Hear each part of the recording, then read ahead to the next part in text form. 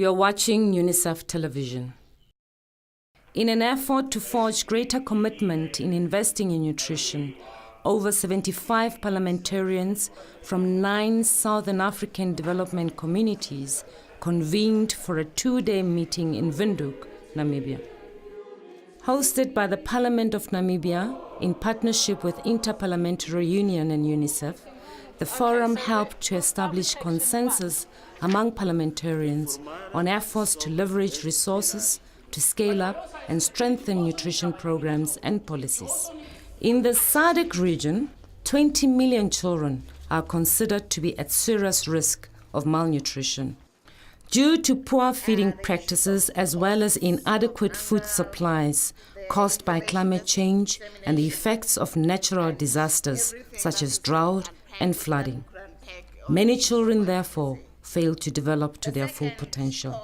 Women are the ones who take care of families. They are the ones who feed families. But it is quite obvious that it's not only women's issue, but it involves everyone. Men have to also take part to ensure that there is not just enough food, but there is nutritious food in the household. Delegates acknowledge the importance of investing in nutrition to ensure better and higher financial returns of all development interventions. However, only a very small fraction of countries' national budgets are currently allocated to nutrition. Parliamentarians, therefore, have the crucial role to ensure national governments allocate appropriate resources for nutrition and that national development plans and policies are designed to promote better nutrition outcomes. Parliamentarians deal with budgets, they deal with legislation, and they should deal with accountability. They are accountable to their constituents. We have come together basically to mobilize parliamentarians to take this issue with vigor and make sure that we address it through our national budgets by actually identifying whether our government is paying sufficient attention in terms of allocating resources. Delegates agreed to integrate and promote child nutrition in their countries through adopting some cost-effective and easy-to-deliver strategies.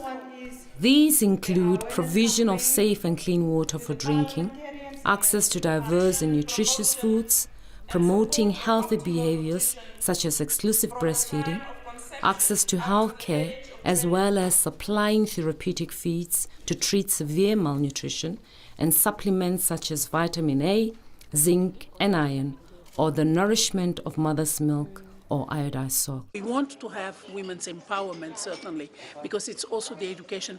The more educated a woman is, the more likely she would be to be able to have flexibility in breastfeeding, exclusively her child, in terms of maintaining the 1,000 days from conception of a baby all the way to the age of 2 years, and prevent stunting on children, which would be then an irreversible situation for our children. In a final outcome document, delegates reiterated they would continue to work towards advancing nutrition. This will be done through adopting relevant legislation and helping to shape and oversee the implementation of national plans that would advance every child's right to survive and develop to their full potential. They also commit to scale up nutrition measures that are child-centered, allocate budgets, consolidate data on the most current nutrition situation, and provide better oversight to hold government accountable. This is Judy Micaela reporting for UNICEF Television. Unite for Children.